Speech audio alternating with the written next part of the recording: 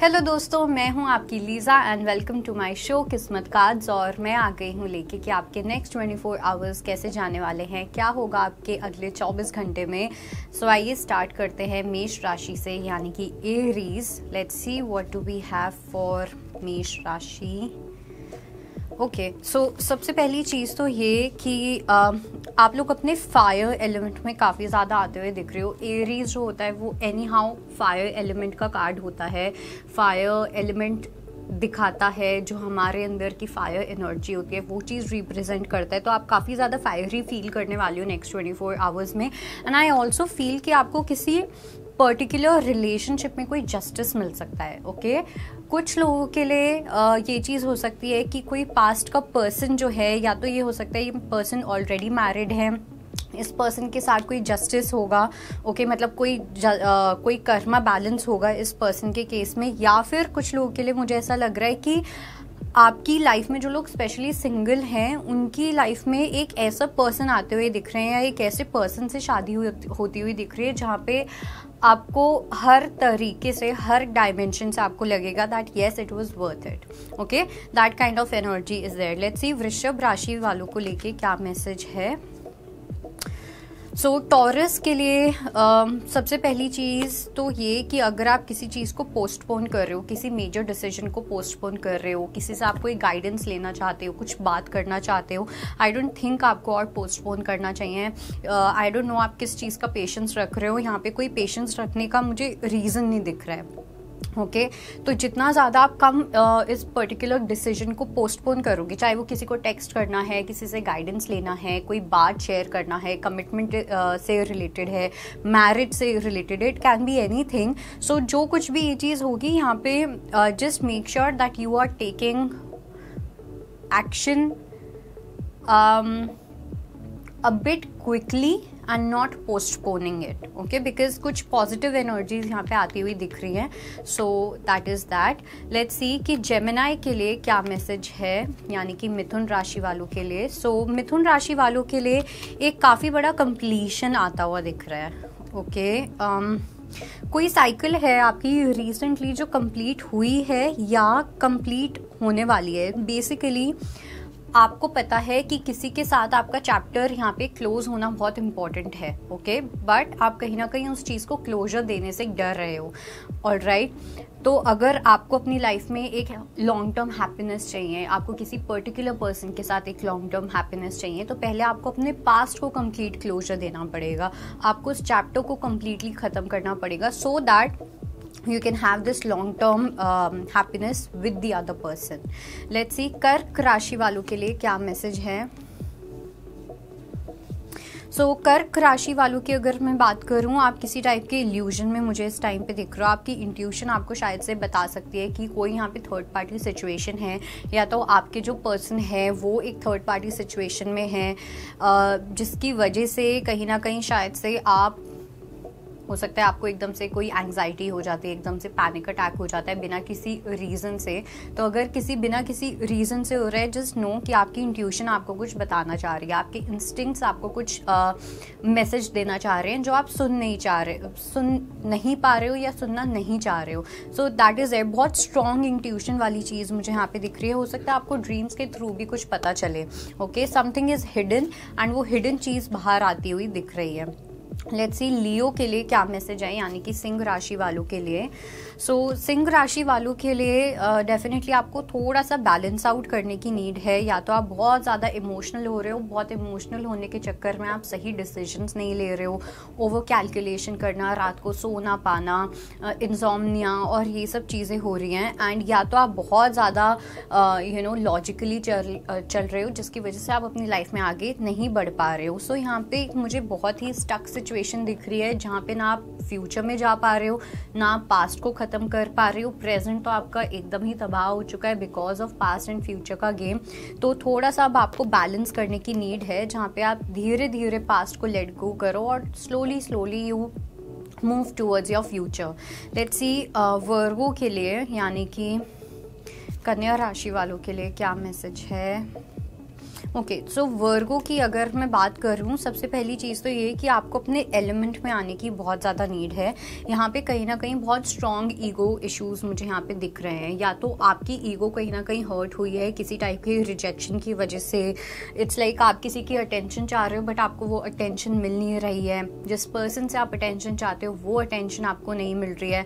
आप कुछ भी ट्राई कर रहे हो, चीज़ें कहीं ना कहीं आपके फेवर में वर्क नहीं कर रही हैं। तो अब आपकी जो ईगो है ना, वो आपको ऐसा फील हो सकता है वो हारती जा रही है, एग्जॉस्ट होती जा रही है। सो कहीं ना कहीं ये इम्पॉर्टेंट भी है बिकॉज आपकी लाइफ में एक न्यू परसेप्शन आता हुआ दिख रहा है।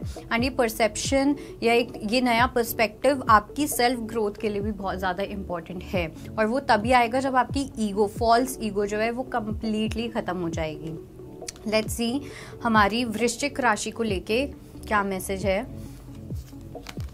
सो वृश्चिक राशि वालों की अगर मैं बात करूं तो थोड़ा सा आपको केयरफुल होने की नीड है, ठीक है। किसी पर्सन के साथ कोई ग्रजेस नहीं रखने हैं। I don't know but I have a feeling कि या तो किसी ऐसे पर्सन के साथ डील कर रहे हो जो आपके कार्मिक कनेक्शन हो सकते हैं, या फिर एक ऐसे पर्सन के साथ डील करना जहाँ पे कुछ लेवल का ना साइकिक अटैक, कुछ लेवल की नेगेटिविटी है। ये जो पर्सन है ये आपकी लाइफ के लिए बहुत ज़्यादा नेगेटिव है, ठीक है। It's like a bad luck, a bad omen, उस टाइप का कुछ यहाँ पे होता हुआ दिख रहा है। थोड़ा सा लोगों के साथ बहस कम करनी है, ज़्यादा लोगों के साथ ग्रजेस नहीं रखने हैं बिकॉज यू नेवर नो कब कौन क्या कर दे।